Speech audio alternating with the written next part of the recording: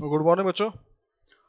इससे पहले के लेक्चर में हम लोगों ने देखा था इंटरफेरेंस की जो कंडीशंस होती हैं, उसको हमने देखा था कंडीशंस। और यंग थॉमस यंग, इन्होंने 1801 में जो एक्सपेरिमेंट किया इंटरफेरेंस को लेकर के, ये उससे प्रूफ हो गया कि लाइट इज वेव नेचर। तो इन्होंने अपने एक्सपेरिमेंट से प्रूव किया। यहाँ पे हम एक्सपेरिमेंट को एक बार डिस्क्राइब करेंगे और ये बताएंगे कि फ्रिंजेस क्या होती हैं और फिर आगे बढ़ेंगे। तो इन्होंने किया ये था कि एक सोर्स लिया था जो कि मोनोक्रोमेटिक था, यानी एक कलर का, और इस सोर्स से सामने दो स्लिट लगा दी, पतली पतली। स्लिट का मतलब किसी ट्रांसपेरेंट चीज पे दो पत्ते से होल। तो S1 ये हो गया, S2 ये हो गया। ये दोनों वर्चुअल सोर्स की तरह काम करेंगे। मेन सोर्स से लाइट आएगी वेव के फॉर्म में इस तरीके से, और यहां से लाइट दो वेवफ्रंट में डिस्ट्रीब्यूट हो जाएगी। तो ये दोनों एक तरह से वर्चुअल सोर्स की तरह काम करते हैं। और यहां पे अगर हम कोई स्क्रीन रखें, स्क्रीन, तो जो पॉइंट्स होगा, ये हमारा सोर्स है, तो ये इसका सेंटर पॉइंट होगा C, और बाकी ये अलग पॉइंट्स हैं, ये सारे पॉइंट्स हैं। तो यहां से जो लाइट जाएगी वो किसी पॉइंट पे आके मिलेगी। तो इस एक्सपेरिमेंट में ये शो हुआ कि इस पॉइंट पे लाइट होगी या नहीं होगी, यहाँ पे लाइट होगी या नहीं होगी। उन्होंने अपने एक्सपेरिमेंट से शो किया। और उन्होंने जो इसका फीचर दिखाया, वो जो फ्रिंज होती हैं, फ्रिंजेस, इंटरफेरेंस की वजह से यहाँ पे लाइट मैक्सिमा होगी। उसके बाद डिपेंड करेगा लाइट किस पॉइंट पर लाइट होगी, किस पॉइंट पर लाइट नहीं होगी। ये डिपेंड करेगा इन दोनों लाइट के बीच पाथ डिफरेंस पे। तो अगर ये S1 है, P, S2 P, तो ये जो लाइन हुई, ये डिस्टेंस हुआ, ये एक्स्ट्रा डिस्टेंस है, इसको हमने M मान लिया। तो S2M इज पाथ डिफरेंस। तो किसी पॉइंट पे लाइट होगी या किसी पॉइंट पे लाइट नहीं होगी, ये डिपेंड करेगा इस पाथ डिफरेंस पे।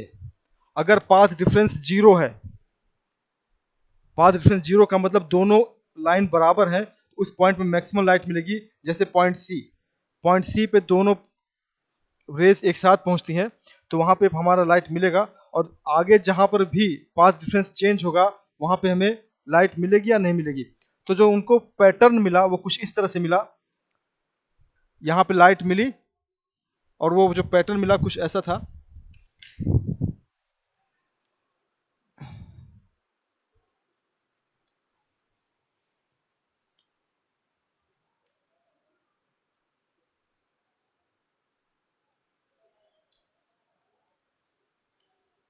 बराबर दूरी पर अल्टरनेट ब्राइट और डार्क पैटर्न मिलता है लाइट का, इस तरीके से।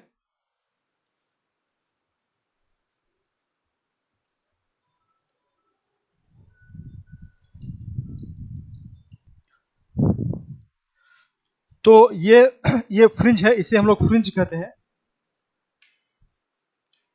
Interference fringes.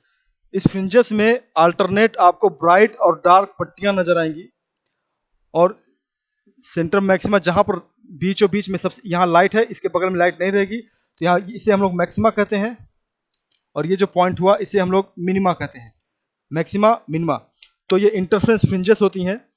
और इस तरह से अब दूसरी बात ये है कि जो ब्राइट और डार्क है, ये आपका डार्क हो गया, डार्क यानी कि मैक्सिमा। और ये इसके बगल वाला, सॉरी, ब्राइट यानी कि मैक्सिमा। और इसके बाद ये हो जाएगा डार्क यानी कि मिनिमा। तो अब ये किस पॉइंट पे डार्क आएगा, किस पॉइंट पे ब्राइट आएगा, ये डिपेंड करेगा इस पाथ डिफरेंस पे। तो पाथ डिफरेंस की जो कंडीशंस होगी वो ये होगी कि पहली चीज, फॉर ब्राइट फ्रिंज, अगर फ्रिंज ब्राइट होगी तो किस कंडीशन पे, जो पाथ डिफरेंस आगा होगा, path difference is equal to path difference is equal to ये जो डिस्टेंस होगा वो होगा एन लेमडा के। यानी कि अगर आपका लेमडा इन दोनों के बीच में ये जो डिस्टेंस है, ये distance lambda 2 lambda 3 lambda 4 lambda के मल्टीपल है तो आपको ब्राइट मिलेगा। और अगर ऑड है फॉर डार्क, डार्क फ्रिंज के लिए जो पाथ डिफरेंस होगा वो ऑड होगा, यानी कि 2n-1 लेमडा बाई 2। तो यहाँ पर 0 लेमडा 2 लेमडा 3 लेमडा इस तरह होगा, और ये जो डार्क होगा वो आपका lambda by 2 3 lambda by 2 5 lambda by 2 7 lambda by 2, यानी कि ऑड, और ये आपका नेचुरल नंबर। तो ये कंडीशन होगी इंटरफेरेंस की, जहां पे डार्क और ब्राइट मिलेगा वहां पर। तो यंग ने ये क्लियर कर दिया कि लाइट को वेव माना और इस तरह से इंटरफेरेंस फ्रिंजेस को प्रूव कर दिया। अब इंपॉर्टेंट बात यह है यहाँ पर कि जो इन्होंने स्लिट लिए थे, दो वर्चुअल सोर्सेस लिया था, वो कैसे हम बनाते हैं, कैसे हम लोग वर्चुअल सोर्स सेलेक्ट करते हैं, क्योंकि दो इंडिपेंडेंट सोर्स कभी भी इंटरफेरेंस नहीं कर सकते। Since two independent sources cannot be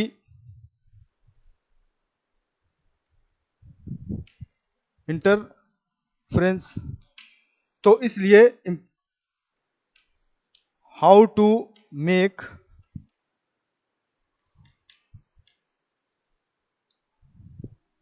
coherent source.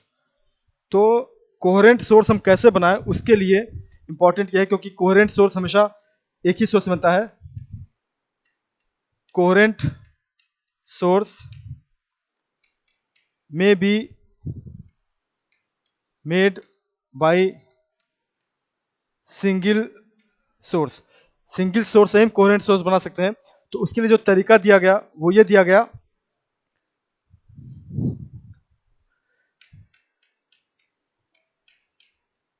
Making of coherent sources. तो कोहेरेंट सोर्स बनाने के यहां पे दो तरीके दिए गए। पहला तरीका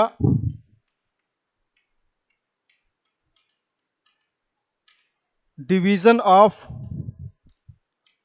wave front, division of wave कह सकते हैं। और दूसरा तरीका जो दिया गया, डिवीजन ऑफ एम्पलीट्यूड। यानी दो तरीकों से हमने कोहेरेंट सोर्स बनाते हैं। पहला तरीका वेव का होता है कि वेव को हम दो पार्ट में डिवाइड करते हैं। दूसरा तरीका होता है एम्पलीट्यूड को हम दो पार्ट में डिवाइड करते हैं। तो अगर मान लीजिए एक वेव आ रही है, सबसे पहले हम ये देखते हैं डिवीजन ऑफ वेव कैसे करते हैं। अगर आपकी वेव आ रही है, एक वेव आ रही है, ये वेव है, कोहेरेंट सोर्स से आ रही है light, single from single monochromatic source से लाइट आ रही है और ये वेव है। तो हम किसी तरीके से इसको दो पार्ट में डिवाइड करते हैं, इसके वेव को। उसके लिए क्या करते हैं, या तो हम ऐसा ले लिया, स्लिट ले लिया। जब स्लिट लेंगे तो यहां से इसकी वेव चलेगी, ये एक वेव जो है सिंगल वेव, ये वेव आपकी दो पार्ट में डिवाइड हो जाएगी। यानी कि इसके वेव को इसने दो पार्ट में डिवाइड कर दिया। तो यहां से जो S1 S2 मिलेगा, ये दोनों S1 and S2 act as coherent source. दूसरा तरीका, जो वेव चलती है, यहां पे अगर हम एक प्रिज्म लगा दें, फ्रेजनल बाइप्रिज्म, बहुत पतला सा होता है ये, तो यहां से जो वेव चलेगी तो इसके इस पार्ट से और इस पार्ट से रिफ्लेक्ट होगी। तो यहां से हमको दो पॉइंट्स नजर आएंगे। तो ये पॉइंट S1 और S2, ये भी हमारा वर्चुअल सोर्स की तरह काम करेगा। तो वेव को डिवाइड करने का तरीका, आप दो स्लिट ले लीजिए, दोनों स्लिट वेव की तरफ फ्रंट की तरफ काम करेंगे, और ये डिवीजन वेव को डिवाइड करके दो पार्ट में, इसे डिवीजन ऑफ वेव फ्रंट कहते हैं। तो इस कंडीशन में जो एक्सपेरिमेंट होता है, examples, double slit, Fresnel, biprism, ये सारी चीजें example of division of wave. तो अगर हम सिंगल सोर्स को दो पार्ट में डिवाइड करना चाहे, दो सोर्स बनाना चाहे वर्चुअल सोर्सेज, तो एक स्लिट लगा दे, दो स्लिट लगा दे अगर हम, तो यहाँ से जो लाइट आएगी वो दोनों कोहेरेंट होंगी। इसे हम लोग डिवीजन ऑफ वेव कहते हैं। दूसरा तरीका होता है डिवीजन ऑफ एम्पलीट्यूड। एम्पलीट्यूड का मतलब लाइट की इंटेंसिटी को हम दो तरीके से ब्रेक कर दें और दो वेव निकालें, दोनों एक दूसरे के कोहेरेंट होंगे। तो जो तरीका दूसरा हुआ वो हुआ डिवीजन ऑफ एम्पलीट्यूड। इसमें क्या करते हैं कि लाइट के एम्पलीट्यूड को हम कम करते हैं और यूज करते हैं यूजिंग रिफ्लेक्शन एंड ट्रांसमिशन। तो ट्रांसमिशन और रिफ्लेक्शन के द्वारा हम उसके एम्पलीट्यूड की इंटेंसिटी को कम कर देते हैं और वहां से दो सोर्स बनाते हैं। तो इस तरह के समझिए कि जैसे मान लिया ये हमने ग्लास लिया, एक मीडियम 1 है ये, और यहाँ पे आपका ग्लास, ये ग्लास है और ये आपका एयर है, मीडियम 1 मीडियम 2। अब यहाँ से जो लाइट आएगी वो लाइट इस मीडियम से टकरा करके रिफ्लेक्ट हो जाएगी और इसके बाद यहाँ से ट्रांसमिट भी होगी। तो इसका कुछ पोर्शन, अगर मान लिया हमने ये ट्रांसपेरेंट है, तो 80% अगर इसका रिफ्लेक्ट हो गया तो 20% आपका ये ट्रांसमिट होगा। यहाँ से फिर ये लाइट रिफ्लेक्ट होगी और फिर यहाँ से ये निकल जाएगी। ये 20% है, इसके बाद फिर जाएगी। तो यहाँ कुछ समझिए कि 5% लाइट मिली। तो 80% और 5%, ये सोर्स मेन सोर्स है, आपका मेन सोर्स है, और यहाँ से दो और सोर्स निकल गए, S1 और S2। तो जिसकी एम्पलीट्यूड ब्रेक हो चुका है, ये 80% एम्पलीट्यूड के साथ है और ये सिर्फ 5% एम्पलीट्यूड के साथ है। तो उस कंडीशन में हमने इस के एम्पलीट्यूड को ब्रेक कर दिया दो एम्पलीट्यूड में। इसे हम लोग डिवीजन ऑफ एम्पलीट्यूड कहते हैं। तो जितने भी इंटरफ्रेंस होते हैं, लाइक एग्जाम्पल इसके न्यूटन रिंग, कलर्स इन थिन फिल्म, जिसे आप लोग सोप बबल भी कहते हैं। तो जब आपने कपड़ा साफ किया होगा, कपड़े साफ करते समय जो कलर्स दिखते हैं सोप बबल में, वो भी इंटरफ्रेंस का ही एग्जाम्पल है। फेब्री पैरेट एक्सपेरिमेंट। तो कुछ एग्जाम्पल है जिसमें हम वेव के एम्पलीट्यूड को डिवाइड करके कोहेरेंट सोर्स बनाते हैं। तो इस तरह से दो तरीका होता है, एक वेव को डिवाइड करना और उसके एम्पलीट्यूड को डिवाइड करना। तो ये कोहेरेंट तरीका है बनाने का। और इसका अब हम अगला टॉपिक जो हमारा है वो शुरुआत होती है, उसका नाम है इंटरफेरेंस इन थिन फिल्म। पहला टॉपिक काफी इंपॉर्टेंट है और इस सिलेबस की शुरुआत यहीं से होती है। इंटरफेरेंस इन thin film bye reflected light. यानी कि इंटरफेरेंस इन thin film bye reflected light. Reflected light आने का मतलब हमने वेव के एम्पलीट्यूड को डिवाइड करके कोहेरेंस बनाया है। तो यूं समझिए इसको कि आपने अपने घरों में सोप बबल देखा होगा। ये सोप बबल है और जब लाइट आती है इस पे तो रिफ्लेक्ट होती है, तो आपको यहाँ पे कलर्स दिखते हैं, डिफरेंट कलर दिखते हैं। इस कलर्स को एक्सप्लेन करने के लिए हम इंटरफेरेंस टेक्निक लगाएंगे यहाँ पे। तो अगर हमने मान लिया इस पार्ट को जूम किया, इतने पार्ट को जूम करें हम, इस पार्ट को जूम करें, तो ये आपका एयर है। सोप बबल के अंदर भी एयर होता है और ये जो पतला सा है, ये सोप का ये जो लेयर होगा, उसको हम जूम करेंगे तो कुछ इस तरह होगा। इसको जूम किया जाए तो ये कुछ ऐसा नजर आएगा।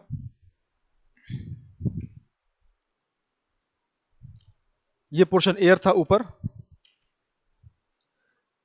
ये बीच में है, नीचे आ जाएगा ये, और ये आपका पतला सा जो पोर्शन था इसको हमने जूम किया है, ये लेयर है, सोप लेयर है, ये आपका सोप लेयर है, लेयर ऑफ सोप, जो हमने इसको इस चीज को इसको हमने एक्सटेंड कर दिया है। अब यहां पे दो लेयर्स हो गई, दो हो गया, एक मीडियम ये हो गया, एक मीडियम ये हो गया लिक्विड, जो साबुन का लिक्विड है, और ये हो गया एयर। तो इसको करने के लिए यहां से हमने लाइट लिया, मान लीजिए ये हम लाइट ले रहे हैं, लाइट आ रही है, जब लाइट पड़ेगी तो इस पर पड़ेगी और यहां से ये रिफ्लेक्ट हो जाएगी नॉर्मल कंडीशन में, ये इसका नॉर्मल है, आई इसका इंसिडेंट एंगल है, यहां से रिफ्लेक्ट होगी, जिस एंगल से आएगी उसी एंगल से ये रिफ्लेक्ट हो जाएगी। ये हमने ए मान लिया, ये पॉइंट हमने बी मान लिया, और ये पॉइंट हमने सी मान लिया। अब चूंकि ये ट्रांसपेरेंट है, लिक्विड है, तो जो लाइट आएगी वो रिफ्लेक्शन के साथ साथ इसका ट्रांसमिशन भी होगा। तो जो कुछ पार्ट इसका रिफ्लेक्ट हो गया और कुछ पार्ट इसका ट्रांसमिट होगा। ट्रांसमिट के लिए आई है तो मीडियम चेंज हो रहा है, इसलिए ये डेंस है, ये डेंसर है, और ये आपका रेयर है। तो उस कंडीशन में जब मीडियम रेयर से डेंसर में जाता है तो नॉर्मल के करीब आता है, तो ये थोड़ा सा करीब आएगा, यहां पर ये एंगल हो जाएगा आर। इस पॉइंट पे फिर लाइट रिफ्लेक्ट होगी, नॉर्मल इसका होगा, ये इसका नॉर्मल है, तो ये एंगल अगर आर है तो ये भी आर होगा, और जिस एंगल से लाइट आई है उसी एंगल से यहां पर रिफ्लेक्ट होगी, रिफ्लेक्शन का फॉर्मूला ये भी आपका आर होगा। और उसके बाद ये ट्रांसमिट हो जाएगी, मीडियम डेंसर है, रेयर में तो ये नॉर्मल से थोड़ा सा दूर हो जाएगी।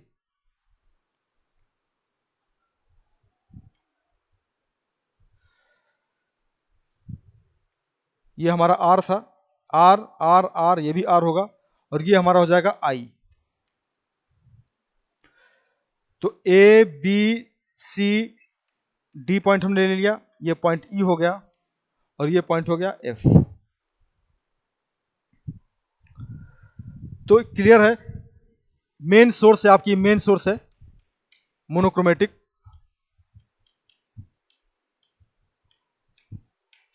और यहां से लाइट आ रही है, और पहली लाइट यहां से रिफ्लेक्ट हुई, रे 1 हो गया, इसका नाम हमने दे दिया। और इसी लाइट का दूसरा पार्ट जो ट्रांसमिट हो रहा है इसके नीचे से, वो रिफ्लेक्ट होके यहां पे आ रहा है, ये रे 2 हो गया। तो 1 और 2 ये दोनों कोहेरेंट सोर्स की तरह काम करेंगे इसकी बजाय। तो rays 1 and 2 are coherent sources. तो 1 और 2 ये दोनों जो है ये कोहेरेंट सोर्स होंगे, और इन्हीं दोनों के बीच में इंटरफ्रेंस होगा। और यहां से अगर आप देखते हैं, आई से यहां से देखते हैं तो आपको डिफरेंट कलर्स दिखाई देते हैं। तो ये कलर्स दिखने की वजह, इसमें जो हमें कलर्स दिख रहे थे, ये जो हमको कलर्स दिख रहे थे, ये कलर्स दिखने की वजह ये इंटरफ्रेंस है। तो इंटरफ्रेंस इन दोनों रेज के बीच में जो इंटरफेरेंस होगा उसकी वजह से जो फ्रिंजेस बनेंगी वो हमको कलर दिखाई देंगी, इसीलिए हमको सोप बबुल के में जो कलर दिखता है वो इसकी इंटरफेरेंस की वजह से होता है। अब इंपॉर्टेंट ये है कि ये दो रेज जो आ रही हैं तो अलग अलग सोर्स पॉइंट से आ रही हैं, रे 1 और ये रे 2, दोनों के बीच में एक पाथ डिफरेंस है, दोनों बराबर नहीं है, अलग अलग पॉइंट से जनरेट हो रही हैं। तो सबसे पहले हम यहाँ पे इसका पाथ डिफरेंस निकालेंगे कि पाथ डिफरेंस कितना होगा। तो पाथ डिफरेंस के लिए मेन सोर्स यहां से है लाइट, और यहां से इसको परपेंडिकुलर ड्रा कर दें अगर हम, ये पॉइंट, ये हमारा पॉइंट हो गया एम, ये हमारा आई है, ये हमारा 90 माइनस आई होगा, और ये हमारा फिर हो जाएगा आई। अब हमको इस रेस के बीच में 1 और 2 के बीच में पाथ डिफरेंस निकालना है। तो पाथ डिफरेंस निकालने के लिए सबसे पहले हम ये देखें कि यहाँ लाइट जो जा रही है वो कितने पार्ट बैठ रही है। ये आपका एयर है और ये हमारा लिक्विड है। तो यहाँ से जो लाइट आई वो उसका कुछ पार्ट एयर में डिवाइड हो गया और कुछ पार्ट लाइट में डिवाइड हो गया। तो यहाँ से जो लाइट आ रही है, रे 1 आ रही है, ये डायरेक्ट एयर से रिफ्लेक्ट हो जा रही है, लेकिन रे 2 जो आ रही है वो इतना कवर करने के बाद आ रही है। इतना जो डिस्टेंस हुआ बी डी और डी ई, ये डिस्टेंस, ये लाइट इतना कवर करने के बाद यहाँ से आ रही है।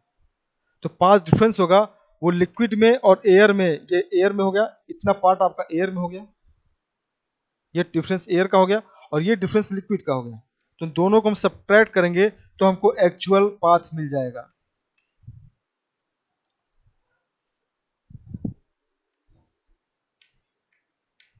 The path difference in air, अगर एयर में पाथ डिफरेंस की बात करें तो हमारा बी एम है, ये है,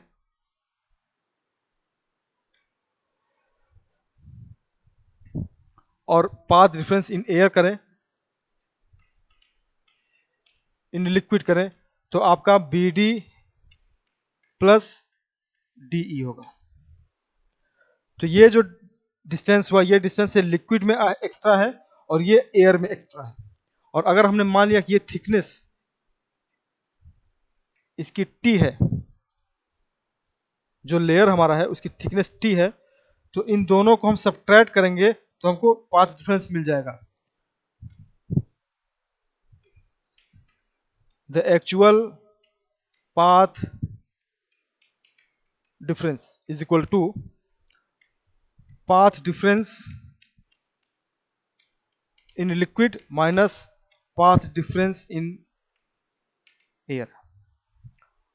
अब यहाँ एक दिक्कत ये है कि यहाँ पे दो मीडियम है, दोनों अलग हैं, एक लिक्विड है और दूसरा एयर है।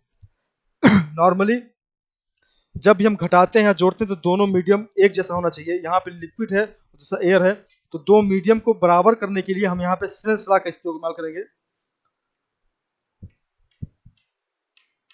स्नेल्स लॉ यानी कि sine i by sine r is equal to n, या म्यू, जिसे हम लोग रिफ्रैक्टिव इंडेक्स भी कहते हैं। रिफ्रैक्टिव इंडेक्स का मतलब, अगर हम इसको इस तरह लिखें, sine i is equal to mu times sine r, तो अगर ये देखिए, ये पहला आई जो है ये आपका एयर में है और ये दूसरा वाला आपका लिक्विड में है। तो एक मीडियम से दूसरे मीडियम में अगर चेंज करना हो तो हम म्यू का इस्तेमाल करते हैं। तो रिफ्रैक्टिव इंडेक्स से अगर हम मल्टीप्लाई करते हैं, इसमें लिक्विड वाले टर्म में मल्टीप्लाई करते हैं म्यू से, तो हमको ये एयर मिल जाएगा। तो ये लगाते हैं हम यहाँ पे लिक्विड वाले टर्म को, अगर लिक्विड में हम, ये लिक्विड है, इसमें म्यू से मल्टीप्लाई करते हैं तो इक्विवेलेंट टू एयर हो जाएगा, यानी कि हो जाएगा B D plus D E minus air में बी एम। ये आपका हो गया पाथ डिफरेंस। तो अब हमको इनकी वैल्यू बी डी की, डी ई की और बी एम की वैल्यू हमको निकाल के इसमें रख देना है, तो हमको पाथ डिफरेंस मिल जाएगा।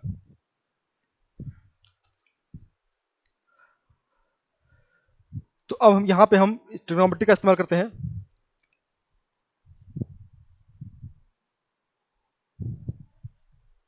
ट्रिग्नोमेट्रिकली बी डी, ये और ये दोनों आपस में बराबर हैं, ये टी है, तो हमें ये जो मिलेगा B D is equal to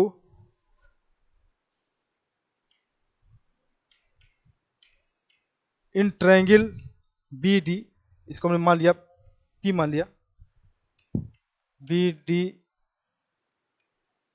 P में cos r is equal to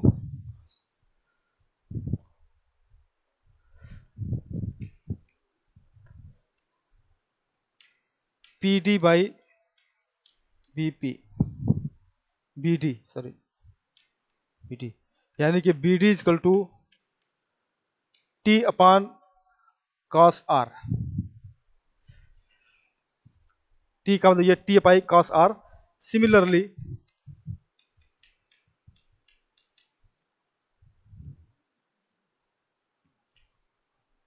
D E is equal to T by cos r। तो अगर हम यहां चेक करें, ये हमारा हो जाएगा B mu times T by cos r plus T by cos r minus bm। ये bm है, इसको निकालने के लिए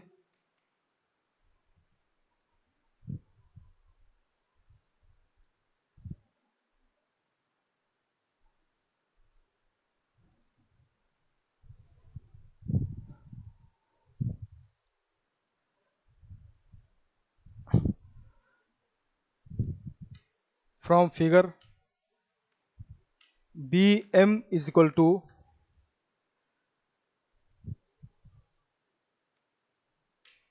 sin i is equal to bm by be। इस कंडीशन में bm is equal to be sin i और be is equal to अगर देखें तो ये आपका हो जाएगा bp plus pe sin i bm और ये आपका है t tan r plus t tan r sin i, यानी कि ये हो जाएगा 2t tan r sin i bm। तो यहां से हम इसको वैल्यू रख देकर हम तो जो क्वेश्चन आएगा path difference is equal to 2t by cos r minus 2t tan r sin i।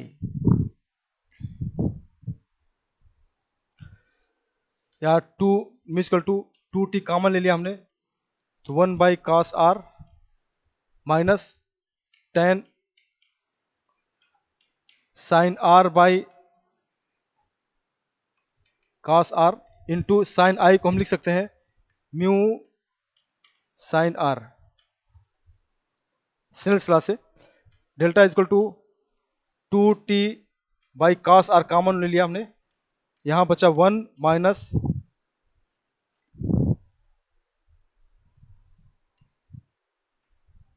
1 minus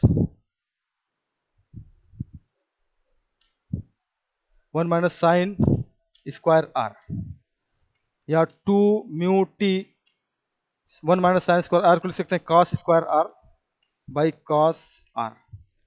तो जो पाथ डिफरेंस हुआ वो 2 म्यू टी कॉस आर। रुक दो।